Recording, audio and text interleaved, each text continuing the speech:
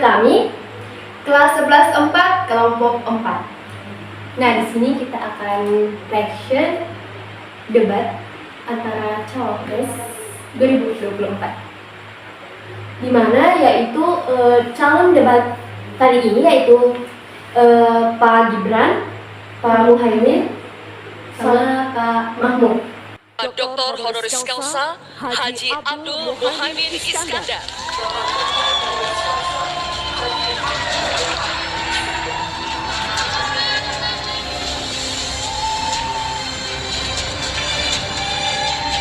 Berikutnya calon wakil presiden nomor urut 2 Bapak Gibran Raka Buming Raka.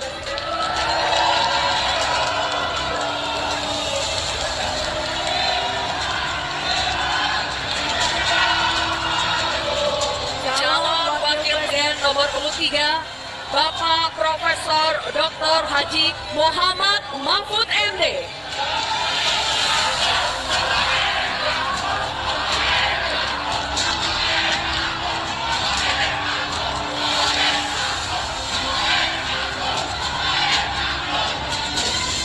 Dan sekarang kami undang ketiga calon wakil presiden untuk menuju ke podium masing-masing.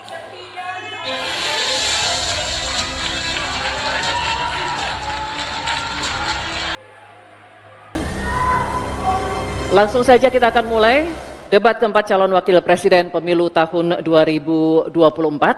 Pada sesi pertama ini kita akan mendengarkan visi, misi, dan juga program kerja dari masing-masing calon wakil presiden. Kesempatan pertama akan diberikan kepada calon wakil presiden nomor urut 1. Kami persilakan Bapak Muhaimin Iskandar untuk menyampaikan visi, misi, dan program kerjanya. Waktu Bapak 4 menit dimulai dari saat Bapak berbicara. Silakan. Assalamualaikum warahmatullahi wabarakatuh. Selamat malam, salam sejahtera untuk kita semua. Hadratus Syekh Ki Hasyim Asy'ari, pendiri Nahdlatul Ulama, mengatakan, petani adalah penolong negeri. Akan tetapi, hari ini kita menyaksikan negara dan pemerintah abai terhadap nasib petani dan nelayan kita. Hari ini kita menyaksikan bukti bahwa hasil sensus pertanian BPS menunjukkan bahwa 10 tahun terakhir ini telah terjadi jumlah petani rumah tangga petani gurem berjumlah hampir 3 juta. Ini artinya 16 juta rumah tangga petani hanya memiliki tanah setengah hektar. Sementara ada seseorang yang memiliki tanah 500.000 hektar sebagai kekuasaan yang diberikan negara kepadanya. Di sisi yang lain, kita sangat prihatin. Upaya pengadaan pangan nasional dilakukan melalui food estate. Food estate terbukti mengabaikan petani kita, meninggalkan masyarakat adat kita, menghasilkan konflik agraria, dan bahkan merusak lingkungan kita. Ini harus dihentikan. Saudara-saudara sekalian, krisis iklim terjadi dan kita menyaksikan bencana ekologi terjadi di mana-mana. Negara harus serius mengatasinya, tidak hanya mengandalkan proyek giant sea wall yang tidak mengatasi masalahnya. Kita harus sadar bahwa krisis iklim, krisis iklim harus dimulai dengan tidak menang-menangan pembangunan kita. Kita melihat ada perubahan. Oleh karena itu, program hilirisasi harus dilanjutkan dan diperluas cakupannya. Tidak hanya hilirisasi tambang saja, tapi juga hilirisasi pertanian, sektor maritim, dan juga hilirisasi digital. Intinya, kita tidak boleh lagi mengirim barang mentah. Untuk mengurangi ketergantungan pada energi fosil yang sudah dilakukan 186 gig, karena itu kerjasama untuk generasi masyarakat hukum adat akan didorong agar lebih berkasi besarnya di sini adalah Tidak? Baik. Oke. Cukup. Cukup. Bisa Bukan 3 hal yang itu sudah biasa, kan konsep petaninya sedikit meracuni paru-paru kita. Investor masuk, industrialisasi terjadi, lingkungan rusak antara pemerintah mereka partisipasi masyarakat ini akan gunakan menjaga nelayan, rugi dong kita. Terima kasih. Assalamualaikum warahmatullahi wabarakatuh. baik, terima kasih Pak Mahfud. Apa? Baik. Tapi ini yang visi misinya yang disampaikan dari cawapres nomor urut 1 sampai nomor urut 3 belum ada ngebahas tentang pengembangan liar. Pada penting banget, penting banget untuk mengurangi kerugian negara. Paslon 2 lebih sedikit detail karena dia juga menyebutkan solusi dan masalah-masalah dan solusi. Jadi saya tepat sih sama paslon nomor 2. Waktu menjawab 2 menit, Bapak, dimulai saat Bapak berbicara. Silakan. Baik, terima kasih. Jika kita bicara masalah karbon, tentunya kita harus menyinggung juga masalah pajak karbon, carbon storage, dan juga carbon capture. Agenda ke depan tentu kita harus mendorong transisi menuju energi hijau. Kita tidak boleh lagi ketergantungan pada energi fosil, kita dorong terus energi hijau yang berbasis bahan baku nabati, seperti yang saya katakan tadi, bioetanol, bioaftur, biodiesel. Sekarang sudah terbukti dengan adanya B35 dan B40, ini sudah mampu menurunkan nilai impor minyak kita, meningkatkan nilai tambah produksi sawit di dalam negeri, dan juga lebih ramah lingkungan. Sekali lagi, tantangannya di sini adalah mencari titik keseimbangan atau titik tengah. Kita ingin menggenjot hilirisasi industri, tapi kita juga wajib menjaga kelestarian lingkungan. Kita ingin meningkatkan produktivitas petani dan juga sektor maritim, tapi kita juga wajib menjaga keseimbangan alam. Dalam pelaksanaannya tentu AMDAL itu wajib, analisa lingkungan juga wajib, sustainability report wajib juga. Dan jangan sampai ada alih fungsi lahan yang sekiranya merugikan pengusaha lokal, UMKM lokal, ataupun masyarakat adat setempat. Sekali lagi, potensi energi baru terbarukan juga luar biasa sekali. Ada energi surya, angin, air, bioenergi, panas bumi, dan kita punya potensi yang besar sekali, 3.686 gigawatt. Terima kasih. Terima kasih, Bapak Gibran Raka Buming Raka. Baik. Menurutku argumennya bagus sih, dimana kita kedepannya tidak perlu bergantung pada energi fosil dan dengan adanya B35 sama B40 dimana itu sudah mampu menunjukkan nilai ekonominya kita dan meningkatkan nilai tambah dan lebih ramah lingkungan. Dimana Gibran tidak hanya berfokus pada industri tetapi juga dengan kelestarian lingkungan kita. Terima kasih Bapak Muhaimin Iskandar atas jawabannya atau tanggapannya. Selanjutnya, kami persilakan calon wakil presiden nomor urut 2, Bapak Gibran Raka Buming Raka untuk merespons tanggapan dari calon wakil presiden nomor urut 3 dan calon wakil presiden nomor urut 1. Waktunya 1 menit dimulai saat Bapak berbicara, silakan. Terima kasih Prof. Mahfud dan Gus Muhaimin. Untuk masalah insentif, komitmen, ini bisa kita kasih contoh yang sudah berjalan saja. Contohnya pembangkit listrik tenaga surya yang ada di Cirata. Itu kan kerjasama dengan PT Masdar dari Uni Emirat Arab. Ini kan juga ada insentifnya, Prof. Ada tax holiday, tax allowance, ada pembebasan biaya modal juga, sehingga akan mendorong perusahaan-perusahaan untuk berinvestasi di bidang transisi energi hijau. Transisi menuju energi hijau ini memang tidak murah, sangat costly, karena beberapa perusahaan memang belum bisa mencapai ekonomi soft scale. Tapi yang jelas adalah komitmen. Kita pasti akan meningkatkan bauran listrik PLN yang sekarang cuma 20%, ini harus ditingkatkan lagi ke depan. Terima kasih. Baik. Terima kasih Bapak Gibran. Bagus sih, soalnya Pak Guru telah memberikan salah satu contoh yang telah berjalan seperti yang disebutkan pembangkit listrik dan di mana pasti akan tingkatkan listrik PLN yang sekarang cuma 20% dan akan terus ditingkatkan lagi ke depan. Terima kasih Bapak Gibran. Selanjutnya kami persilakan calon wakil presiden nomor urut 1, Bapak Muhaimin Iskandar untuk menanggapi. Waktu Bapak 1 menit dimulai ketika Bapak berbicara, silakan. Selain yang disampaikan Pak Mahfud, salah satu yang memprihatinkan adalah data ESDM itu ada 2.500 tambang ilegal. Sementara tambang yang legal saja tidak membawa kesejahteraan. Dan kita menyaksikan dalam proses penambangan dan bisnis tambang kita, hilirisasi dilakukan ugal-ugalan, merusak lingkungan, ada kecelakaan, tenaga asing mendominasi. Di sisi yang lain juga perkembangan hilirisasi maupun tambang tidak signifikan dengan kesejahteraan masyarakat sekitar. Sulawesi Tengah, pertumbuhan ekonominya sampai sekarang bisa 13%, tinggi sekali, tapi rakyatnya tetap miskin dan tidak bisa menikmati hilirisasi. Apa yang mau kita lakukan sementara ilegal juga terus berlangsung. Lanjut, terima kasih. Baik, terima kasih Bapak Muhaimin Iskandar. Di mana telah disebutkan ada efek tambang ilegal daripada tambang legal. Ini juga seharusnya dilakukan agar sumber daya alam lebih terjaga. Selanjutnya, giliran calon wakil presiden nomor urut 2, Bapak Gibran Raka Buming Raka. Kami berikan kesempatan juga untuk menanggapi. Waktunya 1 menit dimulai ketika Anda berbicara. Silakan. Baik, terima kasih Gus Muhaimin dan Prof. Mahfud. Dari pasangan Prabowo Gibran, simpel saja solusinya. Iupnya dicabut, izinnya dicabut. Simpel.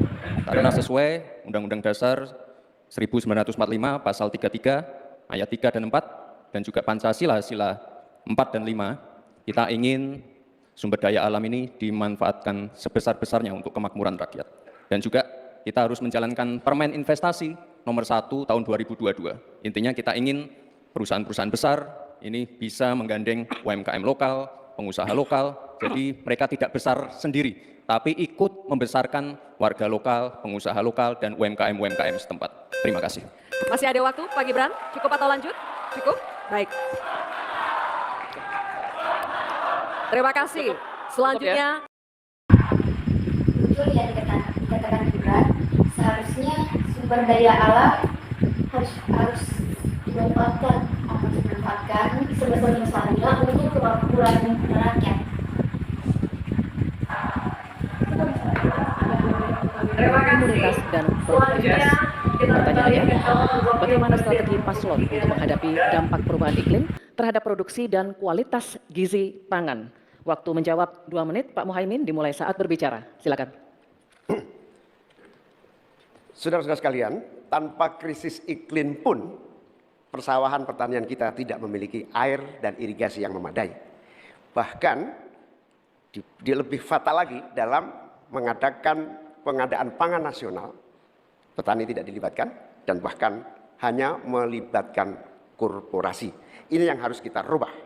Kita ingin melihat bahwa potensi petani dan seluruh produk-produknya masih sangat luar biasa.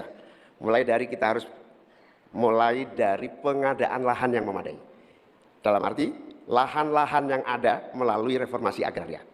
Reforma agraria menjadi prinsipnya. Yang kedua, petani kita harus kita beri pupuk yang cukup dengan harga yang terjangkau. Bahkan banyak petani punya duit sebetulnya tapi pupuknya tidak ada. Bagaimana mungkin? Yang kedua, potensi pupuk organik juga menjadi salah satu bagian penting agar produksi pertanian kita semakin berkualitas. Di sisi yang lain kita ingin program perlindungan gagal tanam gara-gara iklim juga kita berikan supaya petani kita aman, merasa aman dan yakin dengan produksinya. Pengembangan irigasi dan subsidi pupuk tidak bisa dielakkan. Tidak boleh kita melakukan pembiaran petani kita sehingga kita kekurangan pangan, petani kita tidak diberi kesempatan untuk mengisi kekurangan pangan itu. Kualitas pangan kita bergantung juga kemampuan kita memfasilitasi agar petani kita lebih produktif lagi. Dengan cara ini desa-desa kita libatkan untuk menjadi bagian dari satu kesatuan pengadaan pangan yang berkualitas, sekaligus kita hentikan untuk ketergantungan dari pangan di luar produksi kita sekarang. Baik, terima kasih.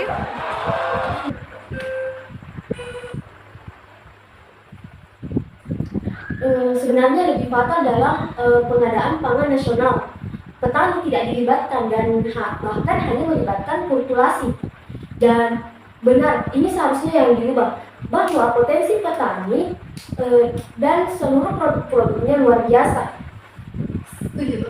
Dan ini juga hal yang bagus, dengan memberikan harga yang murah kepada petani, harga-harga pupuk yang diberikan lebih terjangkau, agar produk yang dihasilkan lebih berkualitas.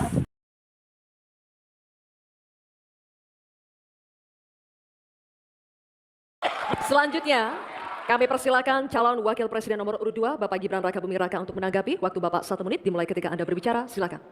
Baik, terima kasih. Enak banget ya Gus ya, jawabnya sambil baca catatan tadi. Kuncinya di sini adalah ekstensifikasi dan intensifikasi lahan. Kemarin, tahun lalu kita sudah bangun pabrik pupuk di Fak-Fak. Kuncinya untuk meningkatkan produktivitas, ya kita harus genjot kawasan industri pupuk. Kita dekatkan pupuknya dengan lahan-lahan pertaniannya. Kuncinya pupuk, dan pupuk harus didekatkan dengan lahan-lahan pertanian. Otomatis produktivitas akan meningkat. Dan jangan lupa mekanisasi. Kita ingin meningkatkan produktivitas para petani, pakai RMU, pakai combine harvester, dan juga kita melibatkan generasi muda melalui smart farming. Pakai IoT untuk melihat pH tanah, keasaman tanah, kesuburan tanah, dan juga penggunaan drone untuk penyemprotan pestisida. Terima kasih. Baik, terima kasih. Terima kasih. Baik, kita lanjutkan, Bapak-bapak. Betul yang dikatakan Gibran, untuk meningkatkan produktivitas kawasan industri pupuk bisa dengan cara yang diberikan oleh Pak Gibran, yaitu dengan cara mendekatkan pupuknya dengan lahan-lahan pertanian. Otomatis produktivitas akan meningkat. Oke, selanjutnya Kita lanjutkan ya, Bapak Ibu. cukup ya. Kita lanjutkan dulu. Selanjutnya giliran calon wakil presiden nomor urut 3, Bapak Mahfud MD untuk menanggapi juga. Waktunya 1 menit Bapak, dimulai ketika Anda berbicara. Silakan. Ya, kan masalahnya itu salah satu yang sering kita dengar, lahan berkurang, petani berkurang. Orang desa tidak mau lagi menjadi petani karena justru rugi. Terkadang kalau mau ingin mendapat pupuk bersubsidi dipersulit bukan main dan harus beli ke tengkulak. Nah di sini problemnya sebenarnya bagaimana penegakan aturan-aturan itu. Kami di Jawa Tengah itu pernah punya program di mana Pak Ganjar waktu jadi gubernur waktu itu membuat 29 badan usaha milik petani. Yang itu efektif untuk membantu petani saling menolong menggarap tanahnya sehingga dia kerasan di desa. Yang saya tanyakan, kebijakan hukum apa yang akan dilakukan untuk mengatasi masalah ini? Terima kasih. Baik, terima kasih Pak Mahfud MD. Kita teruskan lagi ya. Lahan berkurang, petani berkurang. Jadi otomatis kan orang desa tidak mau lagi bertani. Dan hal ini juga harus diubah dengan salah satu cara yang telah diberikan oleh Pak Muhaimin, yaitu dengan cara memberikan harga murah, harga-harga pupuk yang murah dan cukup terjangkau. Baik, itulah reaction dari kami. Mohon maaf jika ada kesalahan kata karena kita juga hanya baru belajar, kita juga baru belajar. Dari kita juga belum mengetahui banyak tentang politik. Jadi kalau ada kesalahan kata, eksepsinya dari kami. Assalamualaikum warahmatullahi wabarakatuh. Ayo milih pada Anis gue. Ayo milih Anis. Nekasi gelo macam mana nak? Ayo gelo Prabowo. Magi si Prabowo. Besi ngampina. Api agak nak si. Pilih Anis ya. Hei pada Ridwan, aja nih mau pusing uang, mending aja nama pilih. Ana nggak boleh golput. Kenapa memang kalau golput? Karena golput dapat menyebabkan rendahnya tingkat kepercayaan dan kredibilitas calon terpilih.